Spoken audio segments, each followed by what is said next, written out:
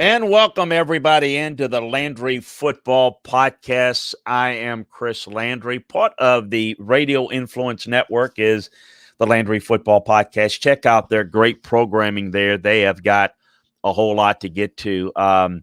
We've got a great offer of football TV. Great gift idea as we are in Christmas. I know it's maybe a little late. Maybe you haven't done your shopping. I have got a great gift idea that I'm going to tell you about that for you, for a loved one that you can give, and you can do it real simple and get it done. And there you go. It's there, and you can take care of a last-minute gift idea. If you're the one that says, hey, I don't need to have it for Christmas. I'm going to do it between Christmas and New Year's. You could do it then. But if you're sick of cable, you can switch to football TV for live sports and primetime events. And it is a fraction of the cost, and it's where you want to go. And you can find it at footballtv.com/Landry. I'm going to tell you more about it in a second. As this podcast is brought to you by the great folks at Football TV. FUBO TV is how it is. If you are hopefully listening to this podcast, part of the either at LandryFootball.com or you're watching us on Twitch TV, you can watch it live on Twitch TV. Go to LandryFootball.com, click on Twitch TV, and you can watch us there. Want a reminder about LandryFootball.com, where you can get all the detailed film room analysis of the college game, the pro game. You can get the game previews, the game breakdowns, the game reviews, player grades. We've got all the bowl matchups that we are working one by one through, all the NFL matchups as we head towards the end of the regular season and into the playoffs, recruiting breakdowns, evaluation of players, draft breakdowns. Going to be heavy into that. Those of you who haven't been with us on that, you want to do it. So again, so pleased to be brought by Football TV, this Landry Football Podcast. But check out LandryFootball.com for all of that. Take advantage of the holiday savings there. That'll get you on board with everything that we've got, and a great holiday gift there. So what a package to have, LandryFootball.com and Football TV. More about that in a second. I want to talk a little bit in an overview, and maybe we'll get into some specifics, and we certainly take your questions. Those of you that are in the comment section, we are here to answer your questions. And we'll get into different things, but I want to talk a little bit about what I'm sensing, and I've been involved in coaching search work for a while. Now, how do you get involved in coaching searches? Well, it's by accident. It's not really something I wanted to do or felt was a profession, and it's not really a profession. It's just a part of what I do. But how I got started in it was, when you have been around the business in a while, you know people. You get to know people. It's like any profession. If you're going to try to hire someone in your profession, someone who works in that profession and knows the people in the profession will have a better idea of who's capable, who's not, who's really responsible for this and that. Then you get to know the people who are doing the recommending, meaning if you got people, and we all have these people that we know that maybe recommend their friends, and then you end up not being really good people, that doesn't work out. That's not good. That doesn't help you. And so I always looked at it that way. I guess my first venture into being able to help communicate and recommend was when I was a college coach at LSU. So in addition to really working on field, but focus mainly in recruiting, it's not like it is today where you have all these sorts of analysts.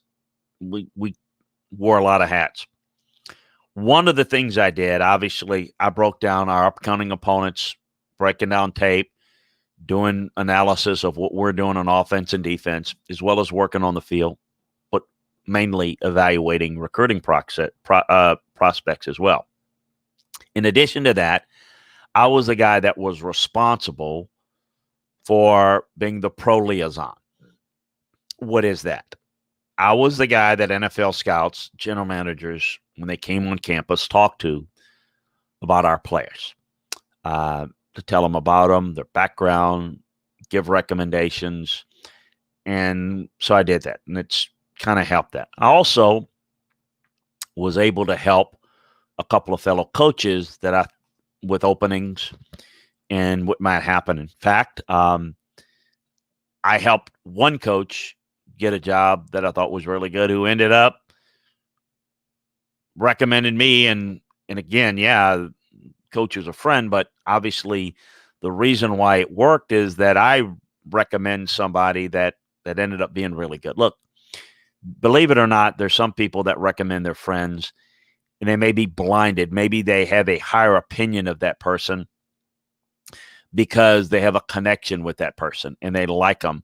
Or sometimes they really know that the guy is not that good, but they're good friends and they've helped him. So you're going to do a solid because the guy did a solid for you.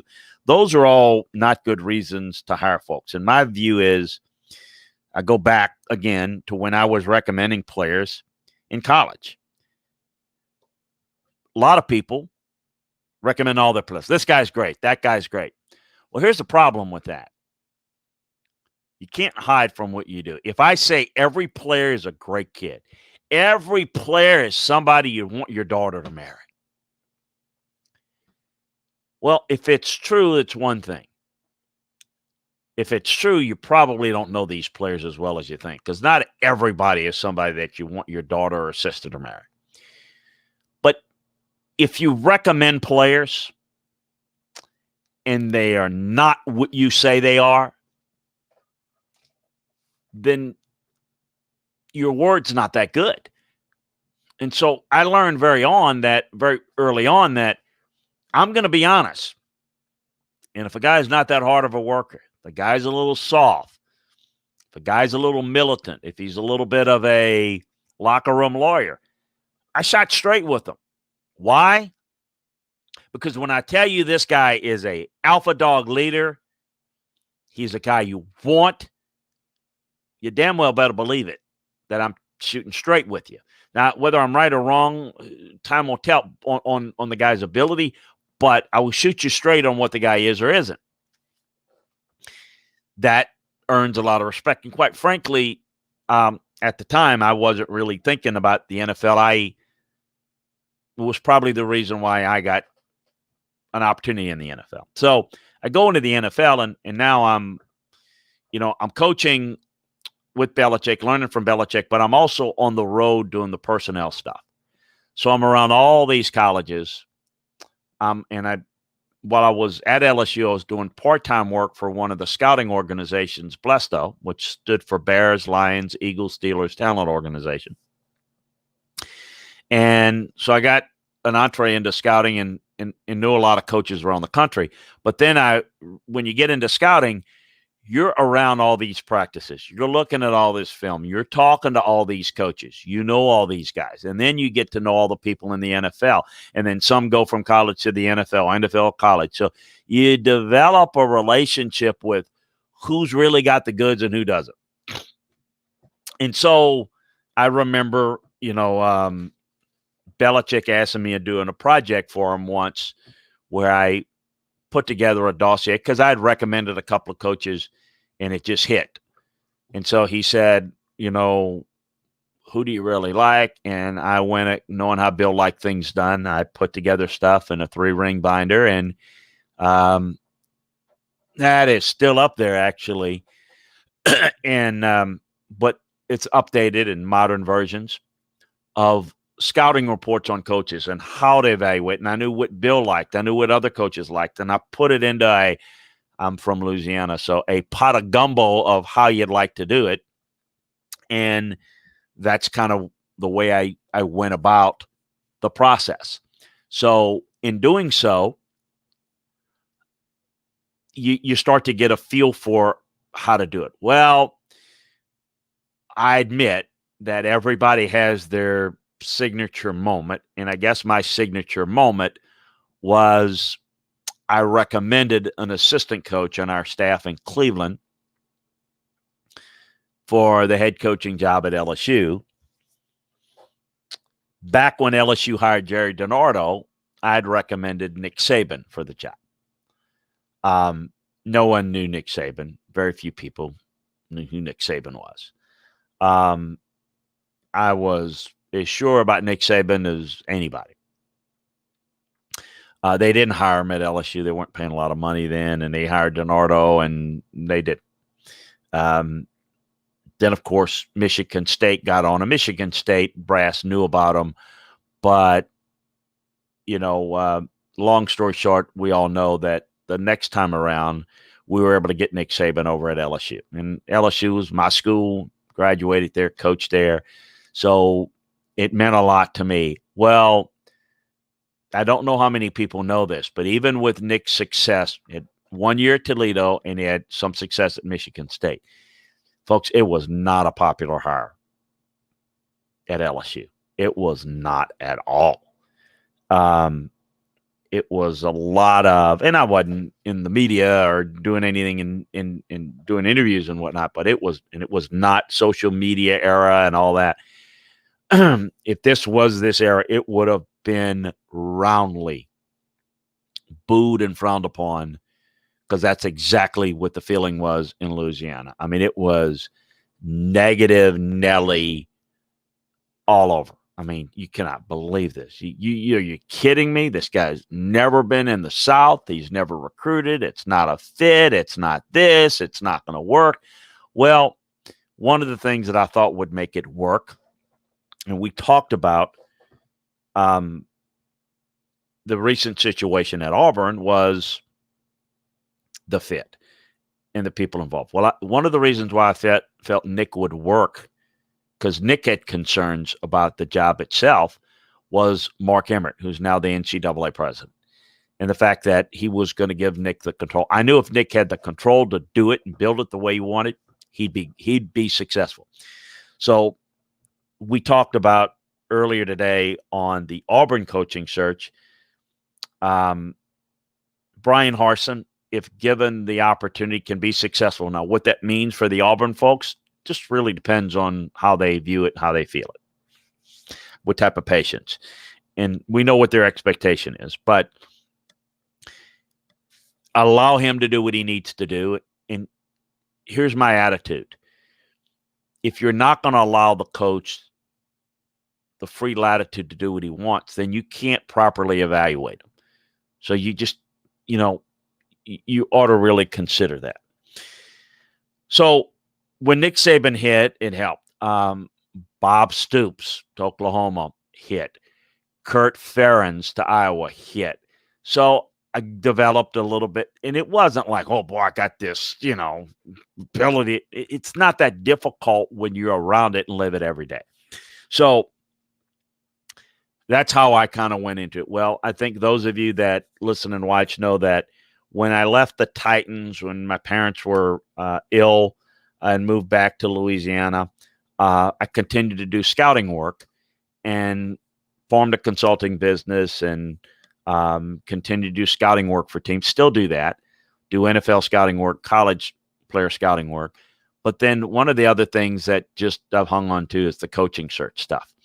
And so that brings us full circle kind of where I am. And what do I do? No, I don't hire guys for teams, for schools. That's not what I do. Should not be my role. It should be the schools that decide who's a fit for them. I will give my opinion when asked, but more importantly, I will give a evaluation, a scouting report on a coach, much like I do with players, that ought to give them a good feel. If you don't go through the exercise of writing a scouting report on a coach, if you don't know how to do it, then you're not doing it right. The whole, like everybody else does out there in the world of fandom or media, let's put up a list of names. I like that guy. Oh, he did that. I saw him in that game. Let's do that. He'd be good. Boom. And then let's throw it against the wall. And if it works, yeah, I knew that, No, I knew that. Well, that's just guessing, and you might luck up and be right. You might luck up and be wrong. Who knows?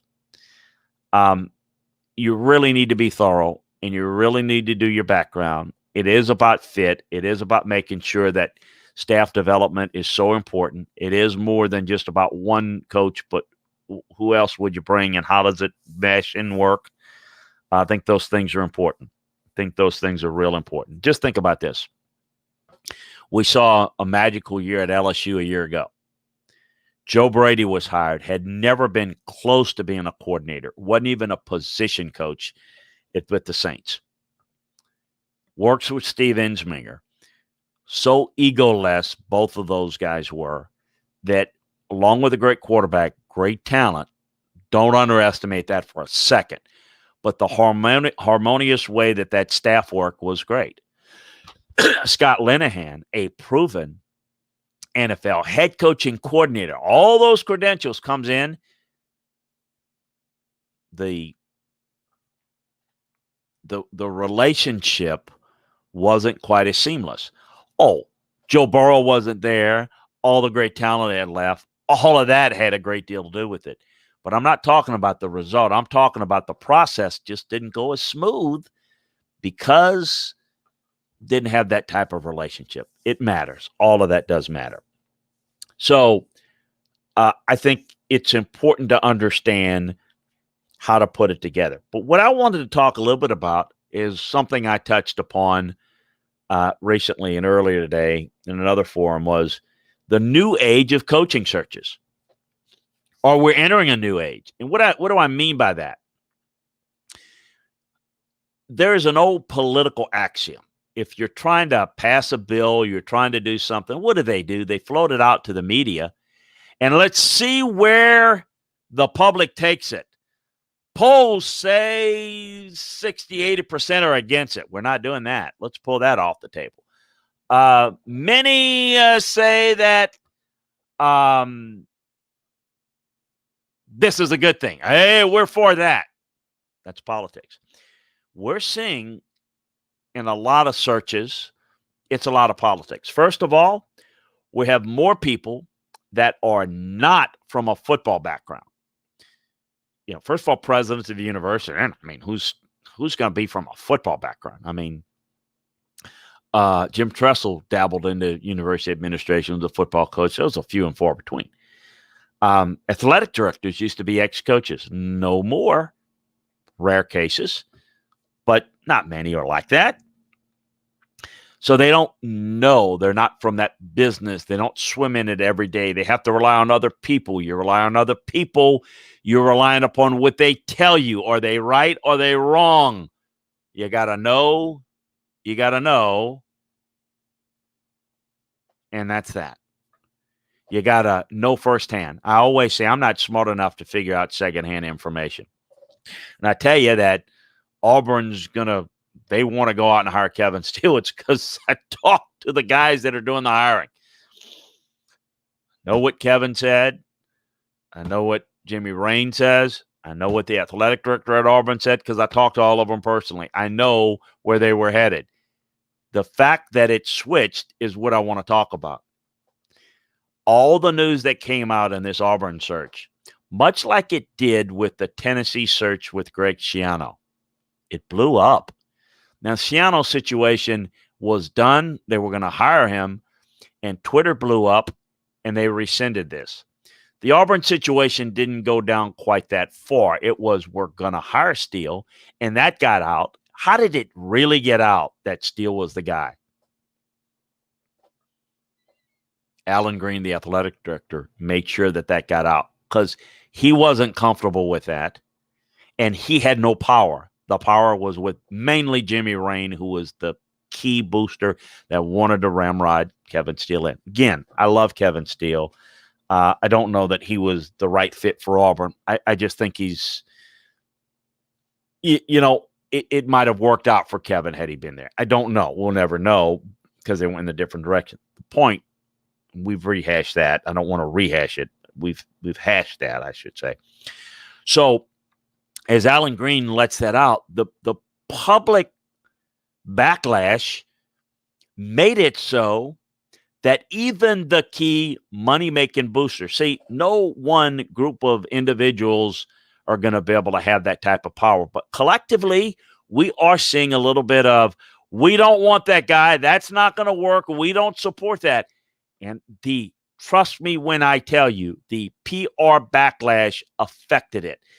They may say it didn't. I'm telling you it did. And it led to some talks with other people that weren't legitimate talks. There were kind of some sham interviews because I don't like Hugh Freeze. I think he's good. I don't like Billy Napier. I think he'd be good. I don't like, Brent Venables. I think he'd be good. And then, until they got to somebody that says, well, I'm not against that. I'm open to that. And they end up going out of the box, out of the region, and finding their guy. And there we've got Brian Harsin.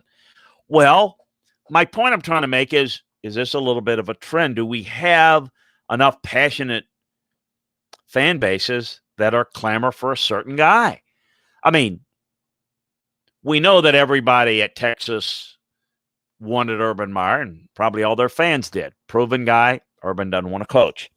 So they kind of back off of it. They don't have another plan that is workable, that's universally agreed upon. So, boom. But the point in this is that we have seen now in the Tennessee situation, in the Auburn situation, two fan bases that knock somebody out of the position. Again, completely knocked out Greg Schiano, who had the job at Tennessee. That was offered and agreed upon. Auburn didn't go quite far down that path. But I find it interesting in that it does have some impact. I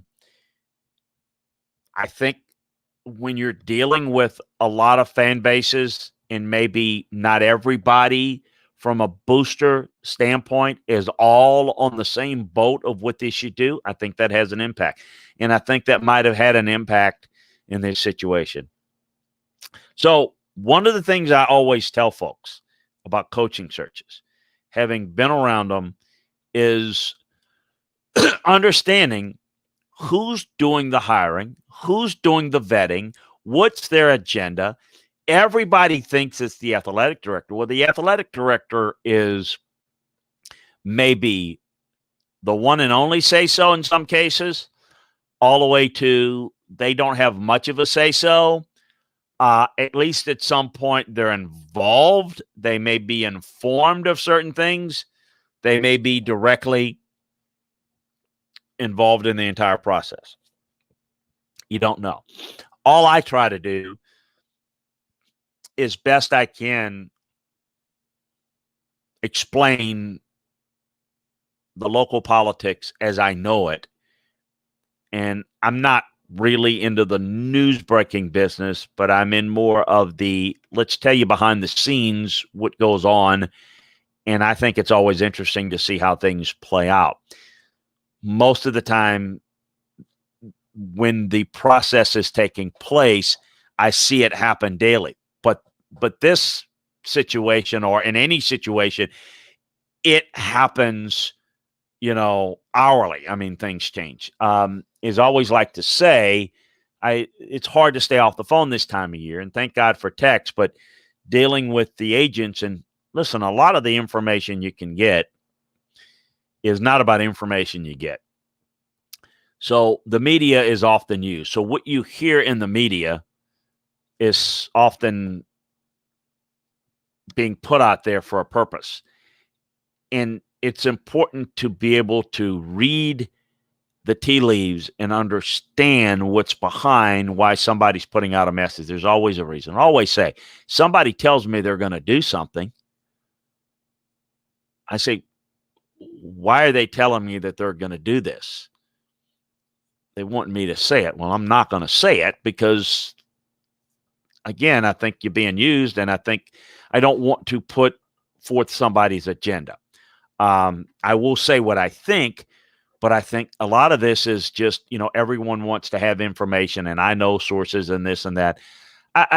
Sources don't matter to me. The only thing that matters is the people that are making the decision.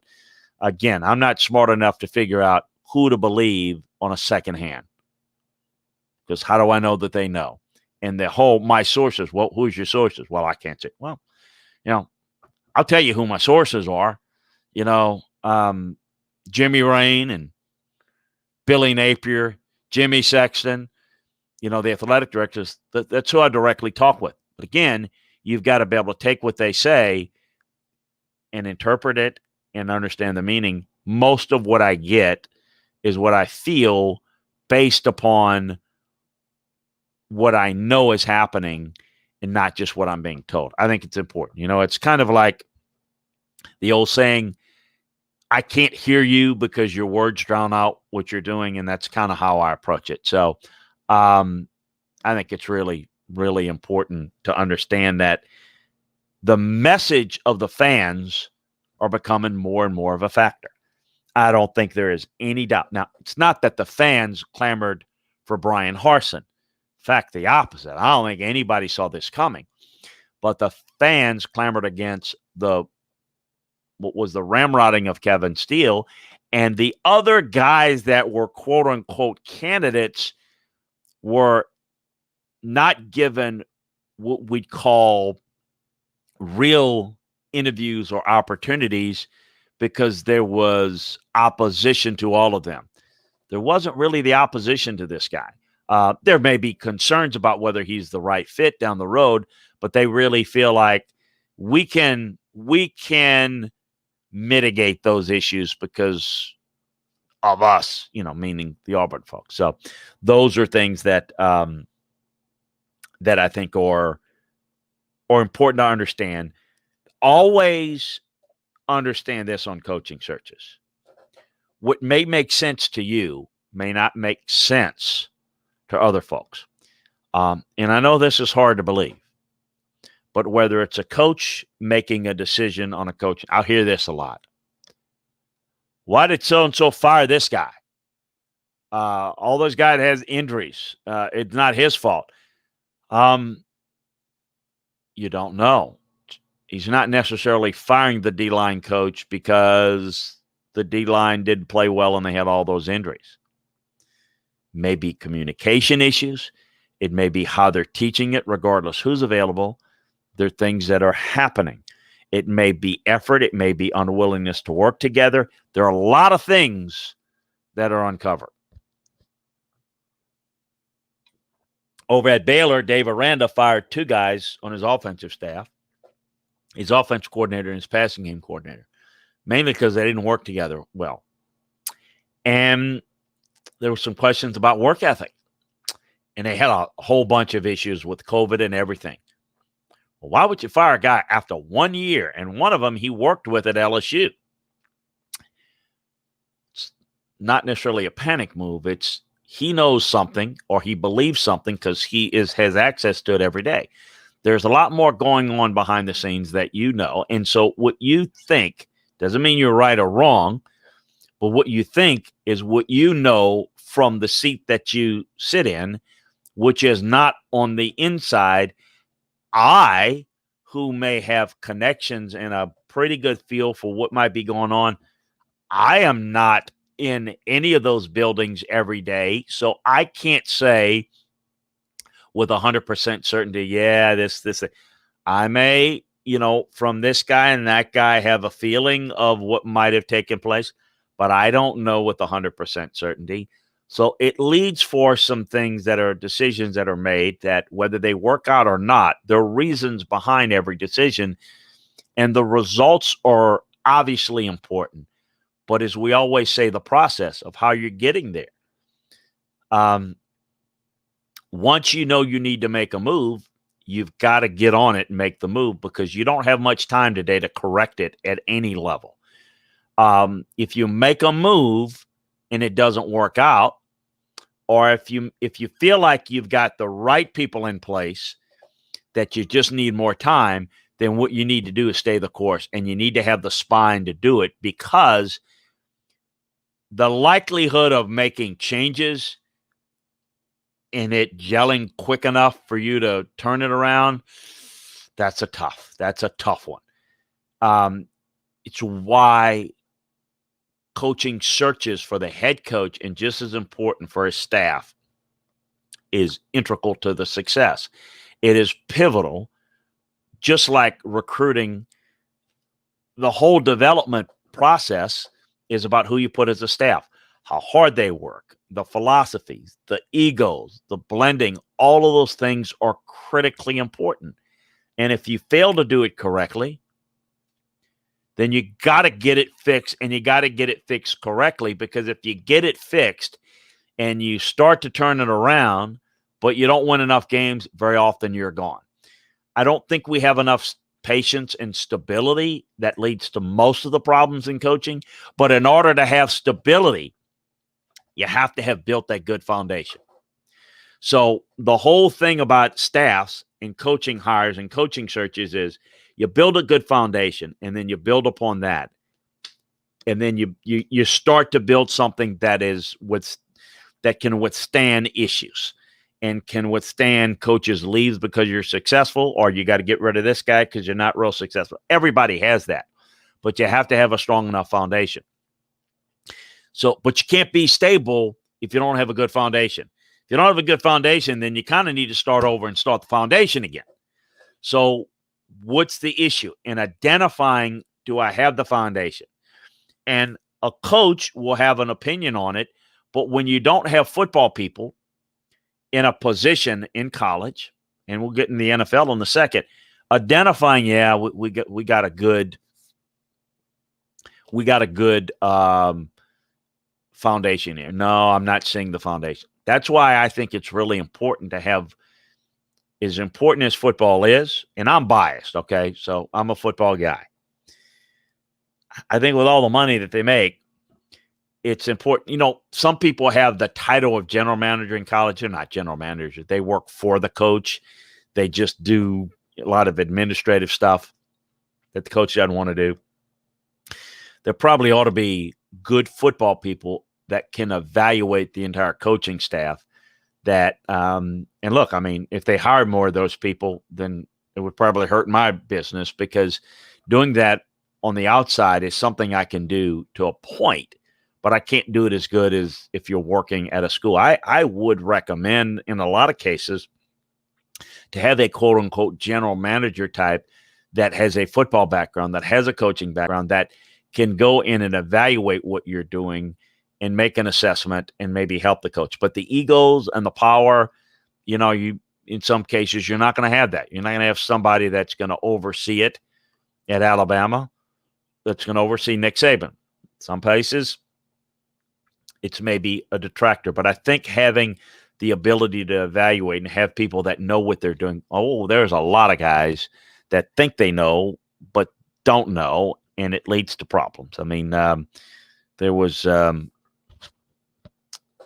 ex-football player at LSU that I actually coached, that is an assistant AD there, that recommended strongly that they hire Bo Pelini at LSU.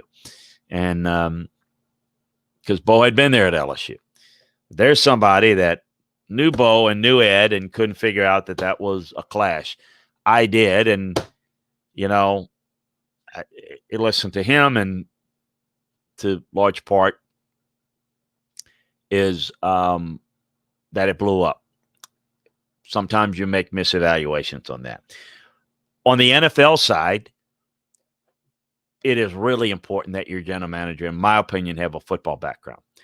If the head coach is the key football guy and there's a general manager underneath him, it's workable. It can absolutely happen. It does work. What's important is that they work together, not necessarily who has the final say. But I think it's important that you've got to have somebody that can evaluate both, that can evaluate the personnel side, can evaluate the coaching side. How do we get better? How do we hire better scouts? How do we put together a better plan? You've got to have that figured out, and you've got to do it collectively. And one of those things I think are important is that you have someone with a football background that can assess what's going on and maybe tell the head coach what he needs to hear, not necessarily what he wants to hear. You have that a little bit more in the NFL because you don't have it at all in college, but you're seeing less and less, which is why you have problems with coaching hires in the NFL and mishires there because you don't have less and less football people making those decisions. But it is really important that to notice that if there seems to be a groundswell, and I don't know that we'd see it at a lot of places, but the Twitter, social media, or Twitter, or all social media, could be Facebook, Twitter, whatever, Instagram, whatever they all are now, that process of social media with fan backlash is having more of an impact than I ever thought it would. Because I always said, look, you can think that, but it really doesn't matter. It matters what these guys think. This is what's really important. This is what's really pertinent. And yet, collectively, there's some voice. There's some power. And that may be a bad thing. It may be a good thing. I'm not saying it's good and bad, but it certainly had an impact on the Auburn search. So along with that, man, we appreciate all your support. Look at this. Jigstad and Woodshed King and Rock Westfall and Rich Coach and Spartan Barton and Burns, all of you with some great thoughts. Woodshed King cheering 100. Great. Appreciate you doing. Appreciate you cheering us on. Make sure you're subscribing to the Twitch channel as well. Great hearing about your background, Chris. I was a scouting liaison in my past as well. Keys is to be upfront with your players and the scouts. Absolutely appreciate you. Rock, the great irony is that your buddy Belichick seems to be all football and no politics. He is, but he has complete control because of who he is. That wasn't always the case in Cleveland, I can tell you. Like politics, sometimes it takes an outsider that comes out of nowhere over the establishment. Very true there. What is the criteria for being a head coach at USC considering their politics? Well, here's the issue. And Rich Coach, I know where you're going with it, but want to make sure a lot of our Southern folks thinks USC could be South Carolina. It's University of Southern California is what Rich is referring to. At least I think that's what you're referring to, Rich. That's what I'm going with. USC is another case where it's been very political with they like their own Trojan guys, athletic directors. And now they got an athletic director in Mike Bohn that doesn't have that background. They finally broke that cycle with the Lynn Swan and the Pat Hayden guys. Ex-Trojans guys have been through the program. Believe it. They are big on the Trojan circuit, the with the alumni, a lot of famous alumni. Now, USC is different. Here's what's different about USC. I tell people the passion for USC football, the politics, the backstabbing, the glad handling, the good old boy is all the same. The difference is that it's in Los Angeles. So when you're talking about it at Auburn or at Alabama or any places in the South, everybody's focused on it. The large majority of the population is at least involved or interested in it.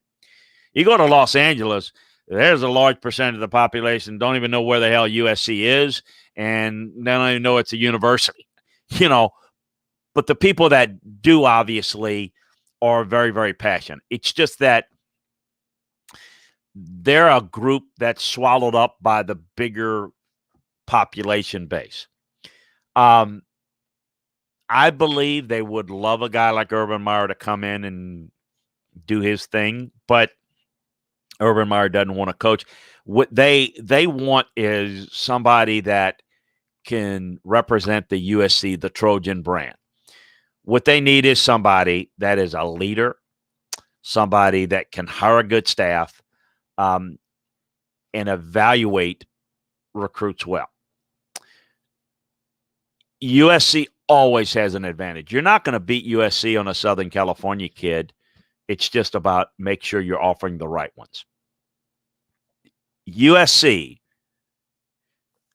in that league, that no conference, not even Alabama in their dominance, no school overshadows their conference more than USC. USC is the Pac-10. Pac-10 is the USC. Texas is Oklahoma. Oklahoma is Texas. The SEC, Alabama, but there's other people that can win there and win successfully there. The ACC, Clemson's the dominant program, but historically, that hasn't always been the case. The Big Ten, absolutely. No one dominates the Big Ten like Ohio State, but historically, Michigan's been really good, not recently. USC, it's always been USC. They don't always win it every year, but their brand overshadows everyone. The Michigan brand's pretty big. Everyone takes a backseat to the USC brand. There's no excuse. And the path there is not that difficult. And the fact that they're struggled as much as they have, it's a problem. There again, the right people you got to mix in with. And I think they need to go forward with it. A guy like Brian Harsin, by the way, is somebody I know have had interest in. Wasn't interested in going to USC, ironically, for the politics. I think the other thing that scares some folks away is they pay well at USC. Man, you got to pay awfully well. I mean, what you pay for the coach in Iowa City, just imagine. To pay the equivalent of that and live in LA, you'd have to pay them $25 million a year. Keep in mind that coaches can still live well on a head coach salary at USC and LA. But the assistants now, they don't pay their assistants or coordinators $2.5, $3 million a year there. Look, I mean, USC's gotten away with what they've done with their boosters is they've helped certain guys like Norm Child in the past and what on Pete's staff, I know they'll give like housing allowances and things that to offset, because you can't buying property there, renting there, it's ridiculously high. And, you know, so when you're talking about all these assistants making a lot of money, money doesn't go as far there. And they think, well, it's USC, you should be honored to coach it. Well, you are, but when I can go coach somewhere else and make more money and keep more of that money, it's not what you make, it's what you save. Not everybody is open to that. I think there's some challenges for USC with that. I think it's something that they've got to look at. It's something that in this budget, and listen, the Pac-12 with their TV deals don't make the money that the SEC does. So I think as much money as USC makes, they don't make as much as some of the big-time programs like in the SEC. And those programs in the SEC, just think it's a lot cheaper to live in Tuscaloosa or Auburn or Athens or Baton Rouge or Gainesville or any of those places in the SEC. Even at a big city like Nashville, which is a growing, mini Atlanta, and it's expensive. It ain't nothing like LA. So it's the right fit is always a challenge. Rock Westfall is why did Aranda flop so badly? Well, Aranda hadn't flopped, Rock. I mean, he had an awful year at Baylor in some respects. They actually played well if you watch them on tape. Lots of guys that left, lots of COVID issues. I know everybody has, probably no one had as many cancellations and stops and starts. What he did poorly, and I'll say flopped, is on his hires. He misevaluated that. There is a problem, no question. But I don't know that, well, I don't know. It's semantics to me. I guess flop is not a bad way to describe it in some respects, but I don't know that I would say that is something that I would say is necessarily a biggest problem. What happened to Larry Fedora overall? Good run at Southern Miss, good 4 or 5 years at UNC, and yeah, was a hot candidate. Remember, they won that division and was going to be in the short list for A&M long before. Well, that's about a year before they were going to run Kevin Sumlin out. Look, it's hard to put your finger on it. He had a magical run. Sustainability is key. A lot of guys have success sustaining it. Personnel, recruiting was the biggest problem. Lots of guys left at North Carolina, couldn't replace him. Good coach, but,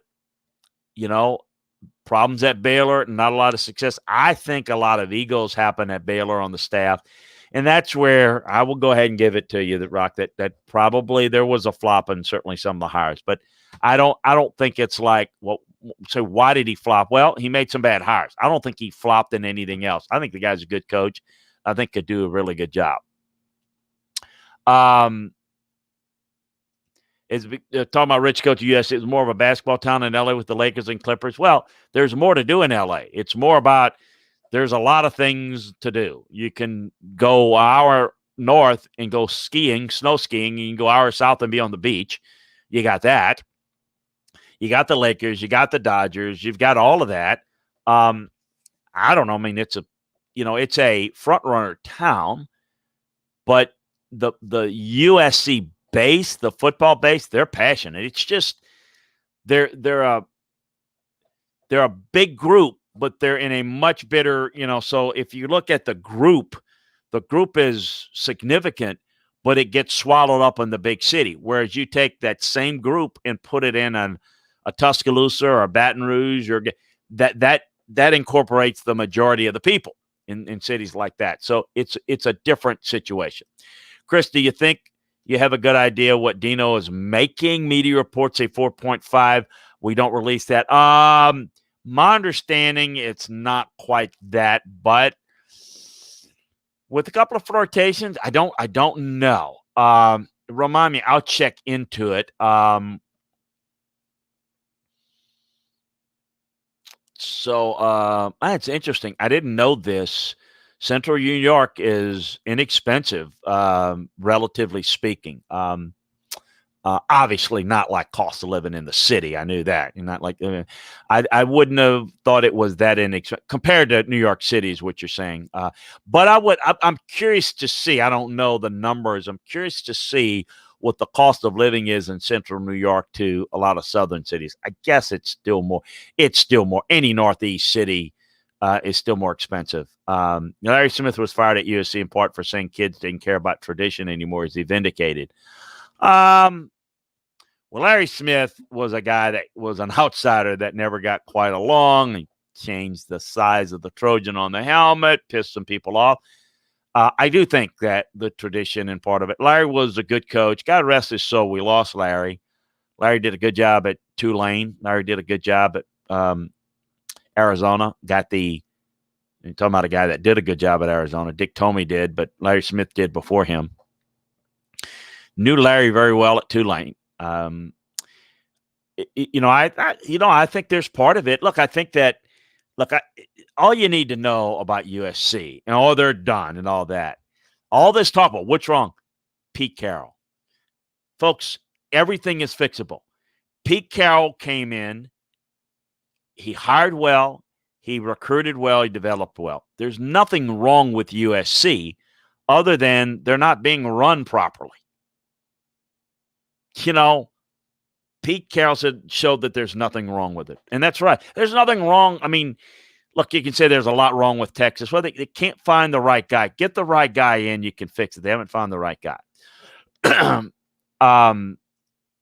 Burns, does UCLA football just not have the same amount of support as USC? Oh, not even close. Not even close. Let me tell you, UCLA football, they, until recently, did not even have a nutrition program there. It's one of the good things about Chip Kelly. The best thing about Chip Kelly, he didn't win a game at UCLA. He's bringing some things that UCLA hasn't had. It's a beautiful campus. It's not been. Terry Donahue had a great run, did good things. UCLA should be a top 20 program. But the support of UCLA versus USC is completely different. Now, UCLA is the most applied to school in these here United States. More people, it's a public school. It's applied to by more people than any school in this country. And it's a great school. It is a unbelievable campus. If you go on campus and you like beauty and you like, it is just, you go there and you think, I've died going to heaven. But no, the passion there is not nearly the same as it at USC. Never has been. Neuheisel said he was not given time there. Well, Rick thinks that. The problem with Rick is every place he's been, it got worse. The longer he was at Colorado, the worse Colorado got, and he jumped to Washington. And he got run out of there, obviously, but that program regressed. I don't think time would have been Rick's friend at UCLA personally, but there are bigger issues there. Said he recruited the quarterback, would have saved him, but Mora got the glory instead. Well, I don't know. Rick has had 3 bites at the apple and has not been successful at either one.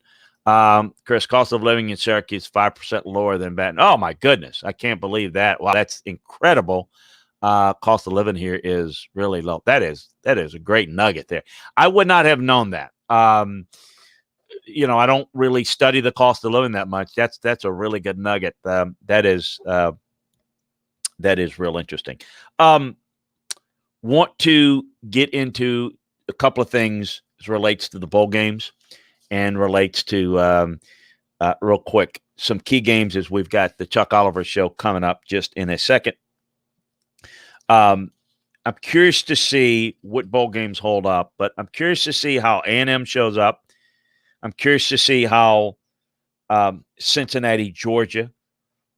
I'm curious to see how Florida, Oklahoma, obviously other than the playoff games. Those things really intrigue me. Check out the bowl previews on LandryFootball.com, game by game.